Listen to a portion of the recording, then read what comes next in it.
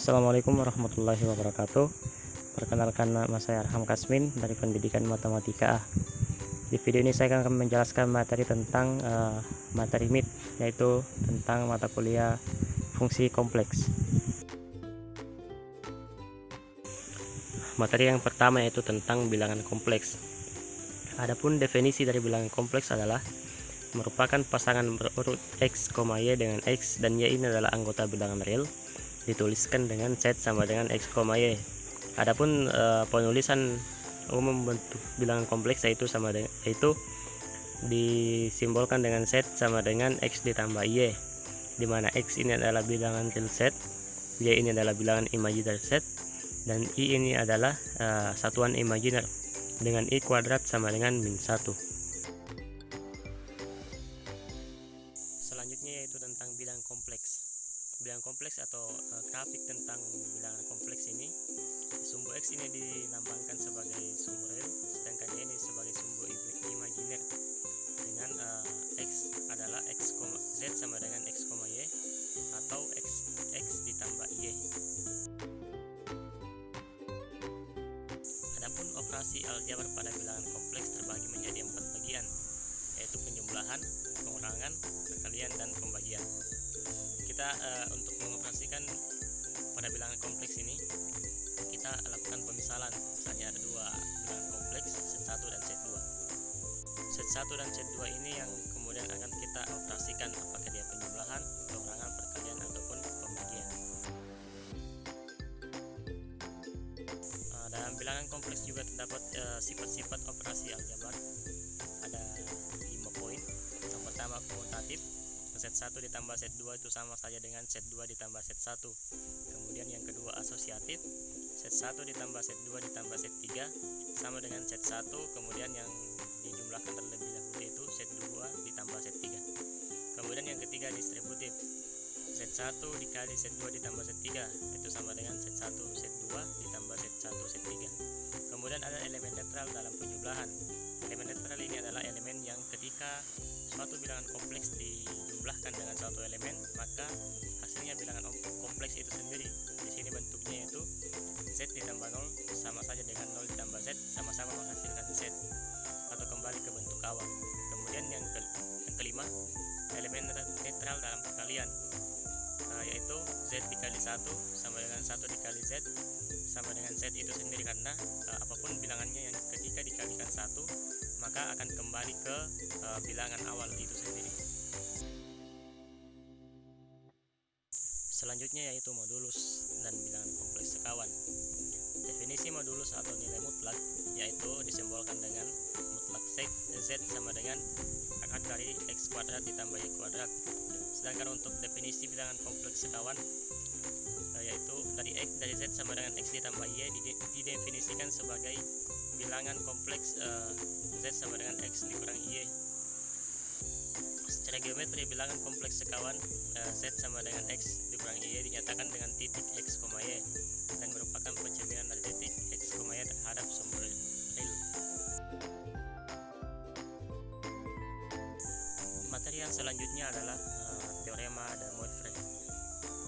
Misalkan Z1 sama dengan X1 ditambah Y1 itu sama dengan R1 dikali cos theta 1 ditambah I sin theta 1, dan Z2 sama dengan X2 ditambah Y2 sama dengan R2 dikali cos theta 2 ditambah I sin theta 2. Maka diperoleh Z1 dikali Z2 sama dengan R1 dikali R2 dikali cos theta 1 ditambah theta 2 ditambah I sin theta 1 ditambah theta 2. Kemudian jika Z1 dengan Z2 ini memiliki nilai yang sama, maka bentuknya itu Z kuadrat sama dengan R kuadrat dikali cos 2 theta ditambah I sin 2 theta. Selanjutnya yaitu bentuk eksponen. Adapun bentuk eksponen dari Z sama dengan R dikali cos theta ditambah I sin theta, yaitu sama dengan RE dikali RE pangkat I theta.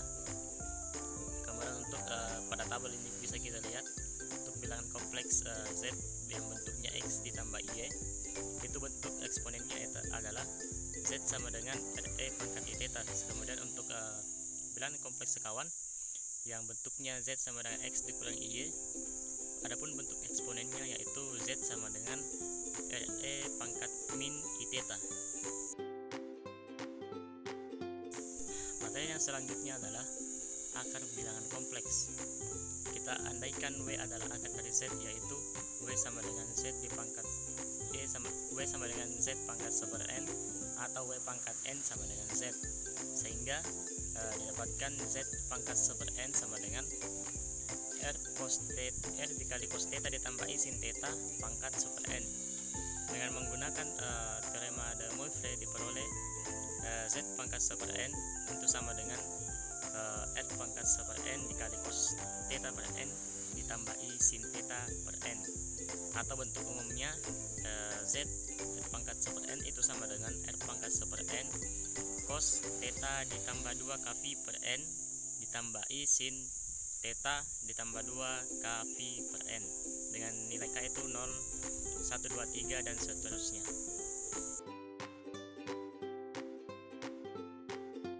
Selanjutnya yaitu persamaan Cauchy-Riemann dan fungsi harmonik. Syarat dikatakan syarat suatu persamaan bisa memenuhi persamaan Cauchy-Riemann adalah jika nilai Ux sama dengan Vy dan nilai Vx sama dengan min Uy ini terpenuhi, maka bisa dikatakan sebagai persamaan Cauchy-Riemann. Kemudian untuk fungsi harmonik yaitu jika d kuadrat V per dx kuadrat ditambah d kuadrat V per dy kuadrat itu sama dengan 0, dan d kuadrat U per dx kuadrat ditambah d kuadrat U per dy kuadrat itu juga sama dengan 0, maka suatu fungsi itu bisa dikatakan sebagai fungsi harmonik. Selanjutnya yaitu fungsi eksponensial. Fungsi eksponensial ini didefinisikan atau disimbolkan dengan fz sama dengan e pangkat z sama dengan e pangkat x ditambah y, atau e pangkat x sama dengan e pangkat x dikali e pangkat y itu sama saja dengan e pangkat x cos y sama dengan e sin y. Dengan fungsi eksponensial ini memiliki 7 sifat yang terpenuhi di dalamnya.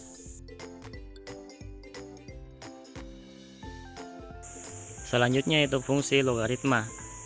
Misalnya untuk sebarang bilangan kompleks Z ada log Z. Simbol ini membentuk perluasan bagi logaritma real ln X. Jika Z adalah bilangan nyata positif, maka log Z sama dengan ln Z. Log Z sama dengan ln Z.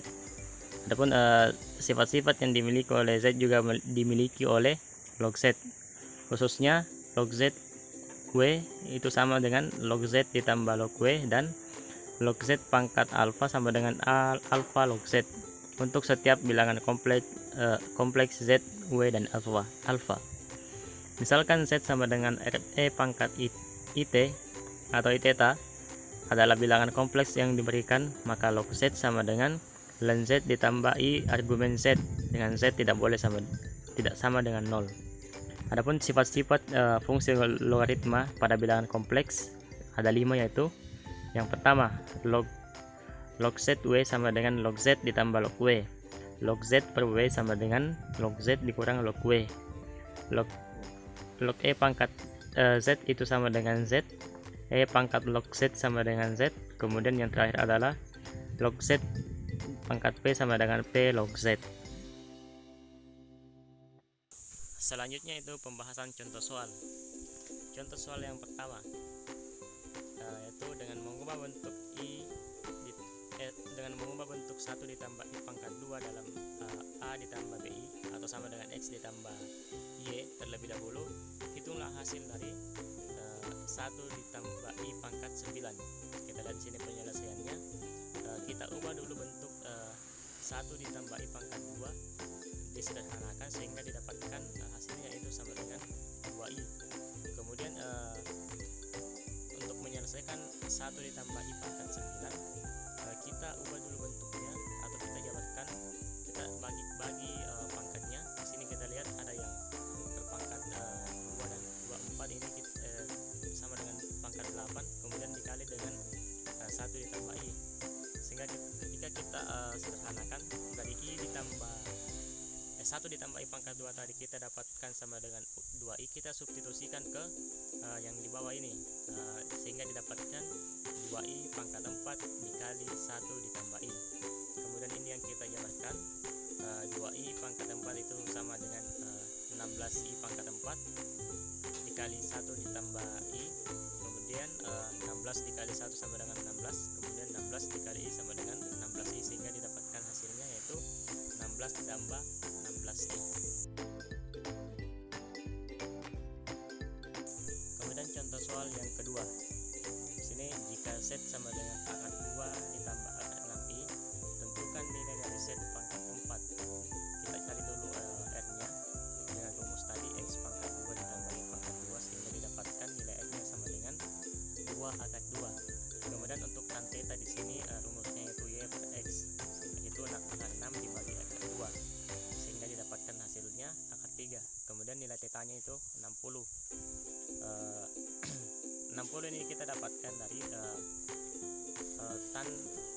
tan berapa yang menghasilkan akar 3, sehingga kita dapatkan sama dengan 60.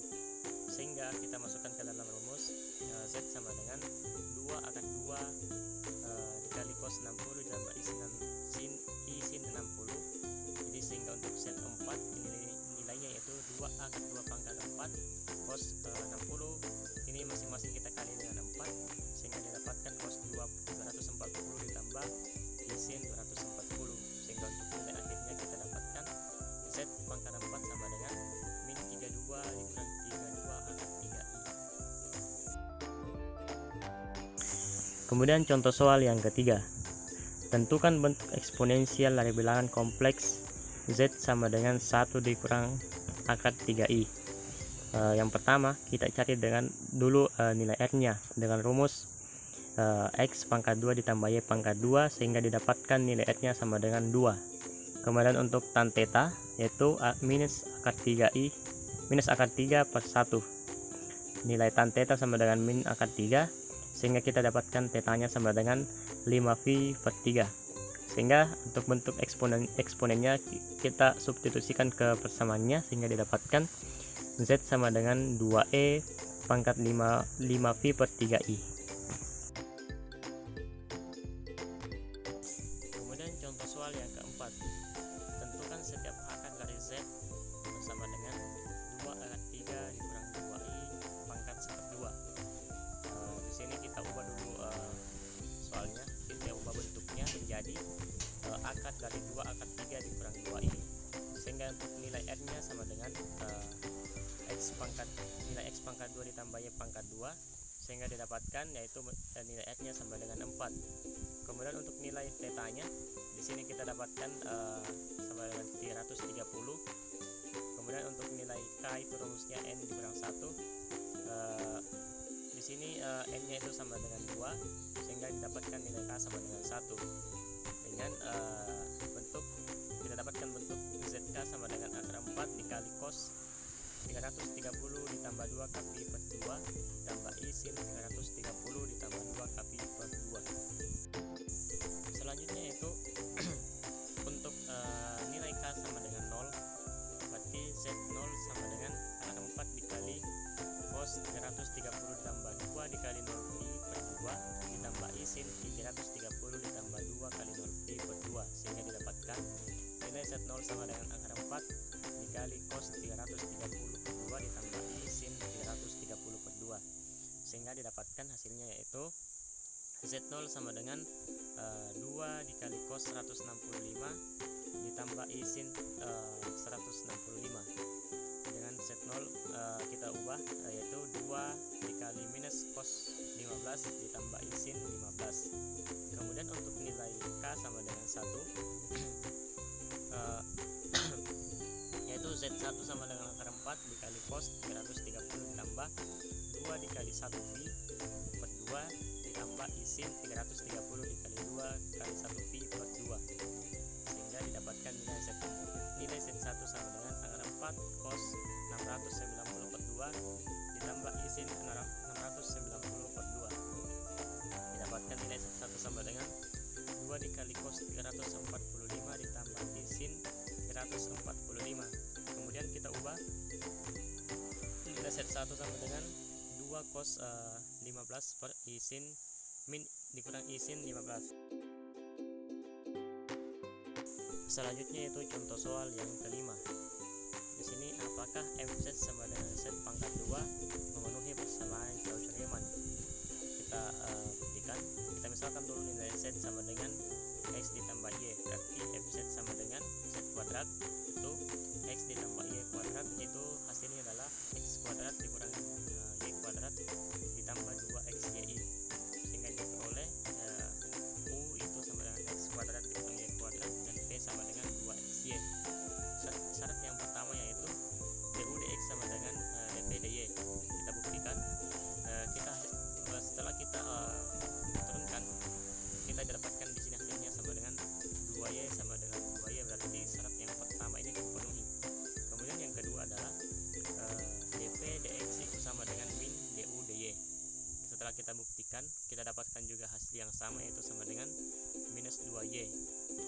Karena kedua syarat ini telah terpenuhi, maka dapat disimpulkan bahwa fz sama dengan z kuadrat ini memenuhi persamaan Cauchy-Riemann.